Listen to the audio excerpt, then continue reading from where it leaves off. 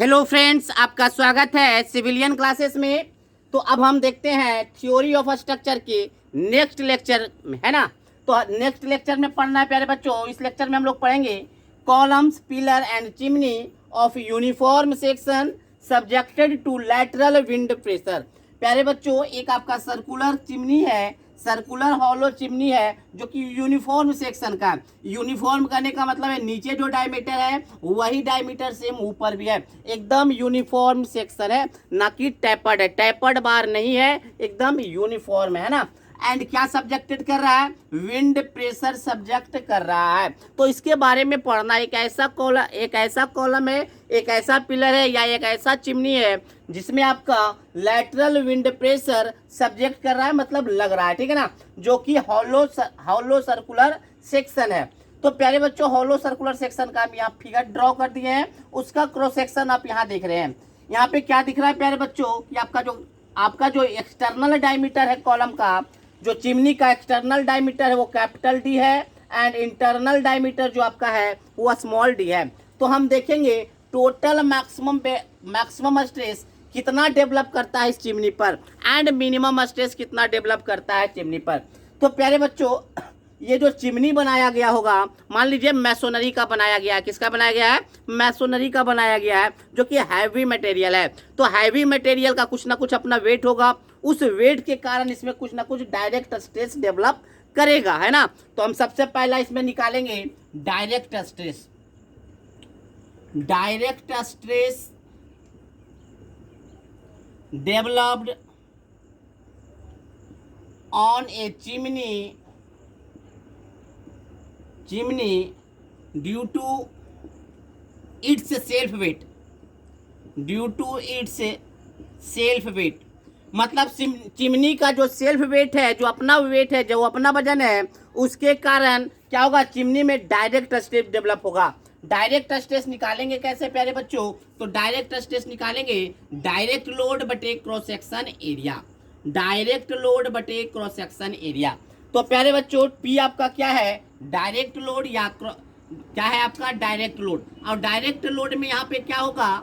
यहाँ पर होगा wait of chimney. Wait of chimney material.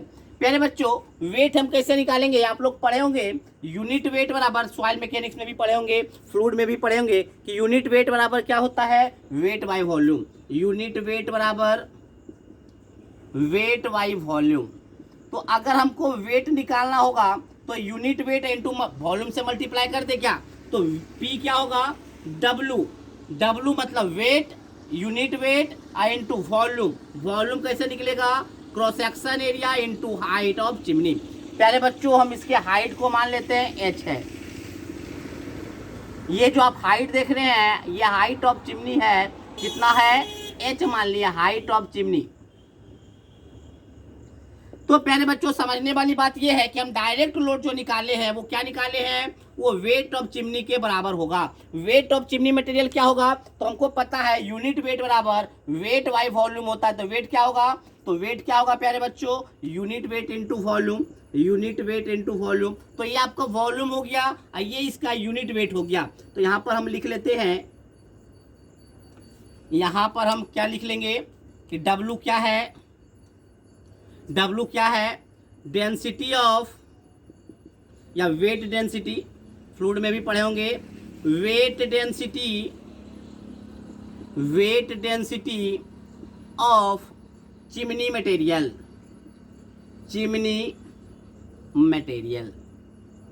क्या चीज में होगा यूनिट प्यारे बच्चों? Kilo newton per metre cube. आपका वेट डेंसिटी जो होता है उसका यूनिट क्या होता है? Kilo newton per metre cube. अब हम बात करेंगे ए क्या है? Cross section area which subjected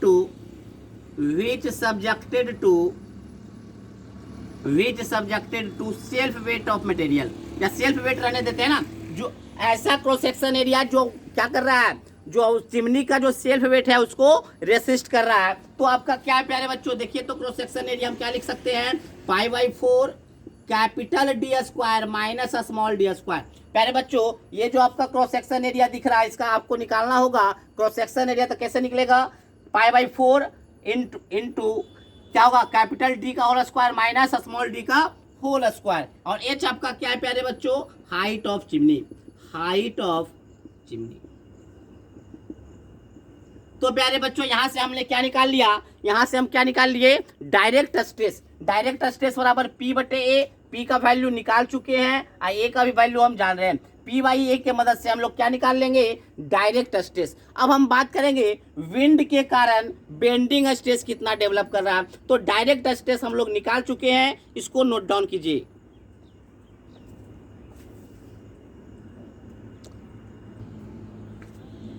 प्यारे बच्चों अभी हमने निकाला डायरेक्ट स्ट्रेस, अब हम निकालेंगे इस लैटरल विंड प्रेशर के कारण क्या इफेक्ट पड़ता है। तो सबसे पहले हम निकालेंगे wind force, wind force, wind force FW। प्यारे बच्चों विंड फोर्स क्या बोल सकते हैं, wind pressure, lateral wind pressure into projected area, into projected area, ठीक है ना। तो विंड प्रेशर FW क्या हो जाएगा आपका, विंड लैटरल विंड प्रेशर कितना है PW। अब देखिए प्यारे बच्चों ध्यान से देखिएगा कि क्या हम प्रोजेक्टेड एरिया कैसे निकालेंगे। तो प्यारे बच्चों प्रोजेक्टेड एरिया निकालने के लिए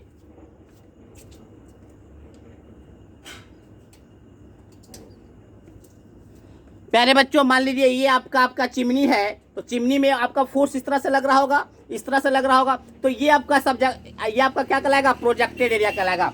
मतलब क्या हम बोले, क्या बोले कि यहाँ पे भी फोर्स लग रहा होगा,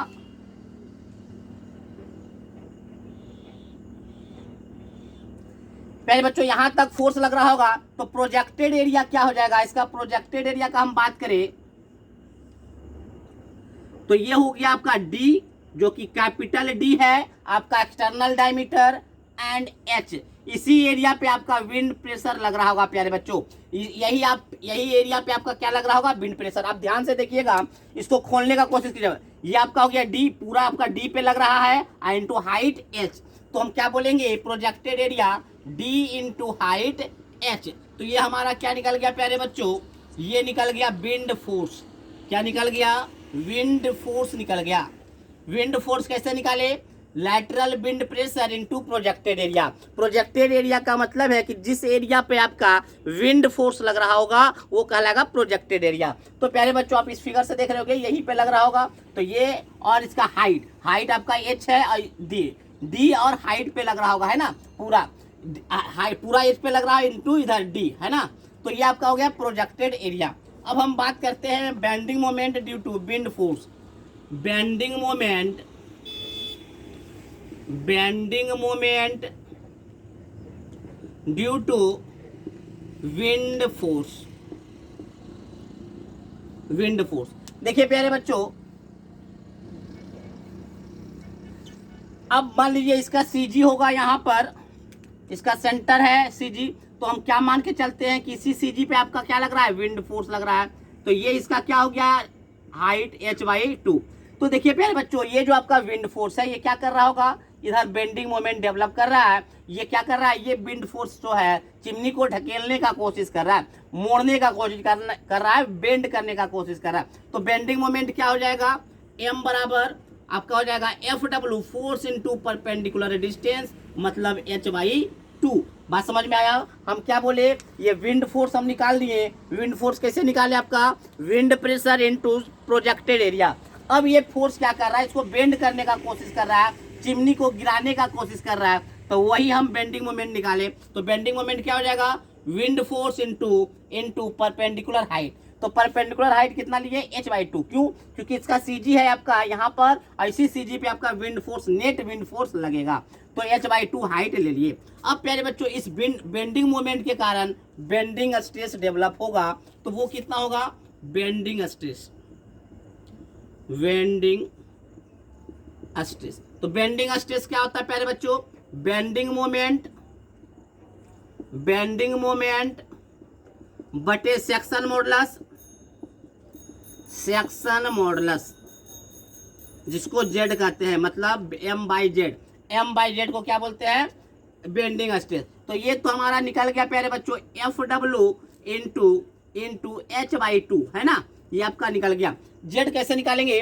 तो देखिए प्यारे बच्चों, ये आपका है बाई एक्सिस, ये आपका क्या है? By axis. तो आपको बाई एक्सिस से ही तो दूरी है ये, है ना। तो हम जब भी निकालेंगे तो याद रखिएगा, इसमें हम जेड बाई निकालते हैं। क्या निकालते हैं? जेड बाई निकालेंगे, है ना। तो यहां तक पहले नोट डाउन कर लीजिए प्यारे बच्चों। तो प्यारे बच्चों यहां पर देखेंगे जेड बाई क्या हो जाएगा आपका? जेड बाई आपका हो जाएगा आई बाई अब बटे D by two. I by क्या हो जाएगा?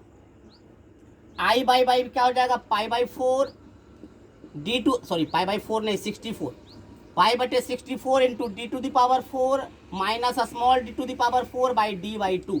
इसको अगर आप काटिएगा तो ये आपका आ जाएगा पाई बटे कितना? 32 बटे D to the power 4 minus D to the power 4 by capital D. ये आपका आ गया आपका जेड बाई। तो प्यारे बच्चों हमको कैपिटल डी भी पता है, स्मॉल डी भी पता है, तो हम क्या निकाल लिए? Z by. क्या बोले प्यारे बच्चों? पहले हम बेंडिंग मोमेंट निकाल चुके थे। तो बेंडिंग स्ट्रेस कैसे निकालेंगे? Bending moment by section modulus. Bending moment निकल चुका है, सेक्शन मॉडुलस देख रहे हैं। सेक्शन मॉडुलस कैसे निकालना जाता है? तो मोमेंट ऑफ इनर्शिया बटे बाई। तो आई, अब हमको लेना कौन सा है? आई एक्स लेना है या आई बाई लेना है? सर्कुलर सेक्शन में तो प्यारे बच्चों दोनों सेम होता है, बट अब मान लीजिए रेक्टेंगुलर सेक्शन दे देगा तो दिक्कत हो जाएगा। तो याद रखिएगा जो बाई लेते हैं, जो आई लेते हैं, वो बाई डायरेक्शन से लेते हैं। क्यों? ये लाइन आपका वाई है, इसके परपेंडिकुलर डायरेक्शन में पड़ रहा है, तो हम क्या लेंगे? आई वाई लेंगे, है ना। तो आई वाई क्या हो जाएगा? Pi by 64 D to the power -4 minus D to the power 4। अगर ये सर्कुलर नहीं, हॉलो नहीं होता, सिर्फ डी बाई 4 होता, हॉलो के कारण minus D to the power 4 आ गया, ठीक है ना। और यहां से निकल गया जेड। तो प्यारे बच्चों हम बेंडिंग स्ट्रेस भी निकाल लिए, बेंडिंग स्ट्रेस भी हमसे निकल गया, है ना। अब देखते हैं मैक्सिमम स्ट्रेस। तो ये प्यारे बच्चों सिग्मा डी हम निकाल चुके हैं, बेंडिंग स्ट्रेस भी निकल गया, एम बटे जेड बाई से निकल गया, ये भी निकल गया, एम भी निकाल चुके हैं, जेड बाई भी निकाल चुके हैं। तो मैक्सिमम स्ट्रेस क्या हो जाएगा प्यारे बच्चों? Maximum stress at the base of chimney sigma D plus sigma B, sigma D plus sigma D. And minimum stress क्या हो जाएगा प्यारे बच्चों? Stress at base of chimney sigma D minus sigma B. इसको नोट डाउन कर लीजिए। इस पे प्यारे बच्चों नोमेरिकल आता ही आता है, 6 मार्क्स का नोमेरिकल आएगा ही आएगा, बहुत ही इजी क्वेश्चन रहेगा। आप 100% 6 नंबर उठा लीजिएगा। इसको आप नोट डाउन कर लीजिए।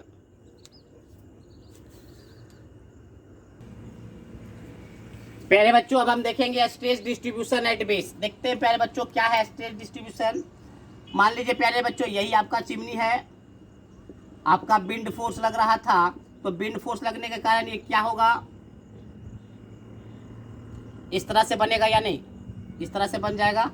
तो देखिए इधर गिरने का कोशिश करेगा, तो इस पॉइंट पे देखिएगा sigma D plus sigma B आएगा, और इस पॉइंट पे sigma D minus sigma B आएगा। क्यों? क्योंकि इस पॉइंट पे क्या हो रहा है कि आपका जो कॉलम है, जो चिमनी है, ऊपर जाने का कोशिश करेगा। इस तरह से देखिए ऊपर जाने का कोशिश कर रहा है। तो यहाँ पे पक्का है कि मिनिमम स्ट्रेस आएगा और यहाँ पे मैक्सिमम स्ट्रेस आएगा। तो अगर हम स्ट्रेस डिस्ट्रीब्यूशन डायग्राम बनाने के लिए जाएं तो कैसा बनेगा प्यारे बच्चों?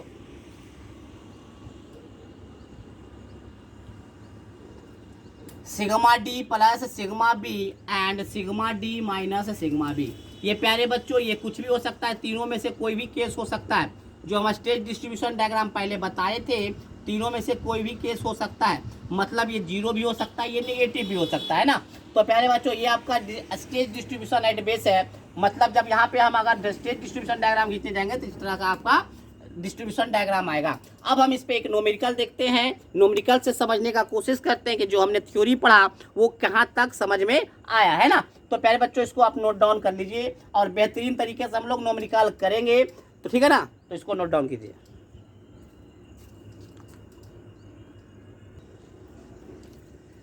देखिए प्यारे बच्चों एक नोमेरिकल देखते हैं। नोमेरिकल क्या कर रहा है? Find the maximum and minimum stress intensity at the base of uniform circular chimney having external diameter. कितना दिया हुआ है?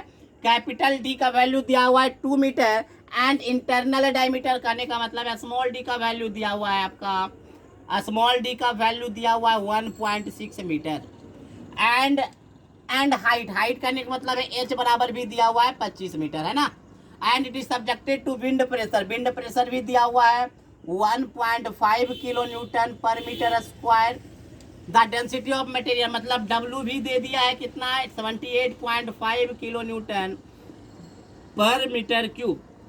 हमको निकालना क्या है, maximum and minimum stress intensity, मतलब डायरेक्ट एंड बेंडिंग स्ट्रेस को निकालेंगे, और पहले निकालेंगे डायरेक्ट स्ट्रेस फिर निकालेंगे बेंडिंग स्ट्रेस, दोनों को जोड़ देंगे तो मैक्सिमम स्ट्रेस हो जाएगा, और डायरेक्ट में से बेंडिंग को घटा देंगे तो आपका मिनिमम स्ट्रेस आ जाएगा। तो सबसे पहले हम निकालने का कोशिश करते हैं डायरेक्ट स्ट्रेस।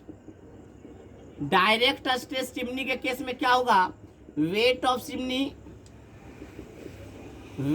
चिमनी बटे क्रॉस सेक्शन एरिया। तो प्यारे बच्चों आपका वेट ऑफ चिमनी क्या बताए थे, unit weight into cross section area into height, अब बटे क्रॉस सेक्शन एरिया। तो क्रॉस सेक्शन एरिया से क्रॉस सेक्शन एरिया कट गया, W दिया हुआ 78.5 इंटू हाइट है आपका 25। जब आप दोनों को मल्टीप्लाई कीजिएगा तो आपका ये आ जाएगा 1962.5 kilo newton per metre square. तो प्यारे बच्चों इसमें कोई प्रॉब्लम, डायरेक्ट स्ट्रेस निकाले, वेट ऑफ चिमनी बटे cross section area. Weight of chimney पहले ही बता चुके थे कि weight density of material into cross section area into height बटे cross section area. Cross section area से क्रॉस सेक्शन एरिया कट गया तो डेंसिटी, वेट डेंसिटी दिया हुआ 78.5 एंड हाइट दिया हुआ है 25। तो इसके मदद से हम क्या निकाल लिए, डायरेक्ट स्ट्रेस। अब हम बात करेंगे बेंडिंग स्ट्रेस। तो बेंडिंग स्ट्रेस निकालने से पहले आपको निकालना होगा विंड फोर्स। क्या निकालना होगा, तो विंड फोर्स निकलेगा।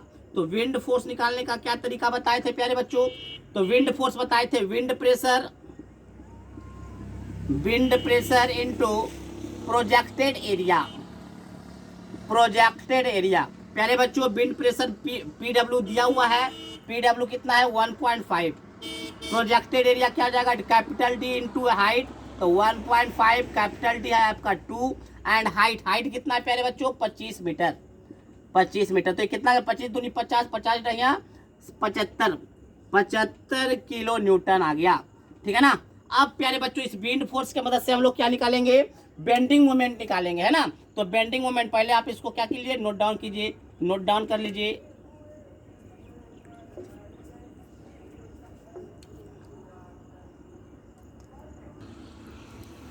प्यारे बच्चों विंड फोर्स हमने निकाल लिया। विंड फोर्स को क्या से नोट करते हैं, FW से। अब हम क्या निकालेंगे, बेंडिंग मोमेंट। जैसे प्रोसीड्यूर बताए थे सेम वैसा ही कर रहे हैं। बेंडिंग मोमेंट क्या हो जाएगा, force, wind force into perpendicular distance. Perpendicular distance में कितना लेना होता है प्यारे बच्चों, H/2। तो विंड फोर्स निकल के आया था 75 इंटू 25/2, है ना, ठीक है। तो ये आपका निकल गया बेंडिंग मोमेंट, ये निकल जाएगा किलो न्यूटन मीटर में।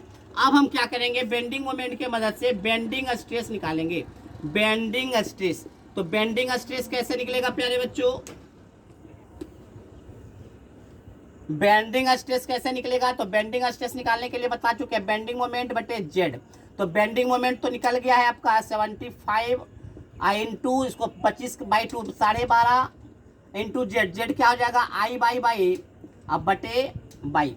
तो प्यारे बच्चों जेड का वैल्यू आपका क्या हो जाएगा π/64 D⁴। डी कितना है 2 का पावर 4 माइनस 1.6 के पावर 4 अब बटे कैपिटल डी कितना है आपका, कैपिटल डी, चलिए ये तो आपका निकल गया प्यारे बच्चों I/बाई। अब बाई का वैल्यू क्या हो जाएगा D/2। डी मतलब 2 अब बाई कैपिटल D/2, 2/2 मतलब 1, है ना, कट गया। बाई क्या हो जाएगा, कैपिटल D/2 बताए थे, कैपिटल D/2 है ना, तो डी आपका 2/2 है। तो चलिए खत्म। तो यहाँ से आप जेड निकाल लीजिए प्यारे बच्चों। जेड निकाल के बताइए कितना रहा है, निकाल के। तो प्यारे बच्चों ये देखिए क्या करना है, यहाँ पे वैल्यू निकाल लेना है। अब इसके बाद बेंडिंग स्ट्रेस क्या हो जाएगा, अब क्या हो जाएगा, यहाँ पर आप डिवाइड मार दीजिए। इसको क्या बोलते हैं, जेड बोलते हैं। तो क्या करना है, इसमें से जेड का कोई वैल्यू आया, जेड का वैल्यू आप यहाँ पे पुट कर दीजिए। पुट करने के बाद आपको बेंडिंग स्ट्रेस निकल जाएगा। अब क्या करना है, बेंडिंग स्ट्रेस करने का मतलब है सिग्मा बी निकल जाएगा। तो मैक्सिमम स्ट्रेस क्या आ जाएगा, sigma D plus sigma B and minimum stress आपका हो जाएगा sigma D minus sigma B. प्यारे बच्चों सबको इसको सॉल्व करके हमको आंसर भेजेंगे, सबको इस सॉल्व करके आंसर भेजेंगे। तो हमने पहले क्या किया, इस क्वेश्चन को सॉल्व करने के लिए सबसे पहले हमने निकाला डायरेक्ट स्ट्रेस। डायरेक्ट स्ट्रेस निकालने के लिए क्या बोले, डायरेक्ट स्ट्रेस इक्वल टू होगा weight of self weight of material chimney material बटे क्रॉस सेक्शन एरिया। इसके मदद से हमने निकाल दिया डायरेक्ट स्ट्रेस। अब बेंडिंग स्ट्रेस निकालने का प्रोसीड्यूर क्या था कि पहले विंड फोर्स निकालिएगा। विंड फोर्स कैसे निकला था, तो wind stress into projected area. Projected area क्या होता है सर्कुलर क्रॉस सेक्शन एरिया में, कैपिटल डी इनटू हाइट, है ना। अब हम बता रहे हैं विंड फोर्स के मदद से क्या, विंड फोर्स के मदद से बेंडिंग मोमेंट निकालेंगे। बेंडिंग मोमेंट क्या होगा, विंड फोर्स इनटू सीजी से डिस्टेंस बेस का h/2। अब इस बेंडिंग मोमेंट की मदद से बेंडिंग स्ट्रेस निकालेंगे। बेंडिंग स्ट्रेस क्या बोले, m/z, m निकला हुआ है, z क्या होगा, क्या बोले थे I बटे बाई, बाई का value capital D/2, capital D मतलब 2/2 एंड I का वैल्यू क्या बोले तो π/64 d⁴ माइनस d⁴। इसके मदद से अब क्या करेंगे, बेंडिंग स्ट्रेस भी निकल गया, डायरेक्ट स्ट्रेस निकल गया, दोनों को जोड़ेंगे, मैक्सिमम स्ट्रेस घटा देंगे तो मिनिमम स्ट्रेस। तो प्यारे बच्चों आज के लिए बस इतना ही। इसको सॉल्व करके आज हमको आंसर भेजना है सारे को, सबको आज आंसर भेजेंगे, सबको है ना, सबको बनाएंगे, प्यार से बनाएंगे, है ना, और आंसर हमको भेज देंगे व्हाट्सएप पे, ठीक है। तो आज के लिए बस इतना ही। अगले लेक्चर में हम पढ़ेंगे कुछ और न्यूमेरिकल के बारे में। तो प्यारे बच्चों लगभग ये पहला यूनिट जो है थ्योरी ऑफ स्ट्रक्चर का खत्म होने पर है। ये 2 से 3 क्लास और चलेगा या उससे भी कम, 2 क्लास मैक्सिमम लगता है चलेगा। उसके बाद ये टॉपिक क्या हो जाएगा, समाप्त हो जाएगा, ठीक है। तो आज के लिए बस इतना ही, थैंक यू।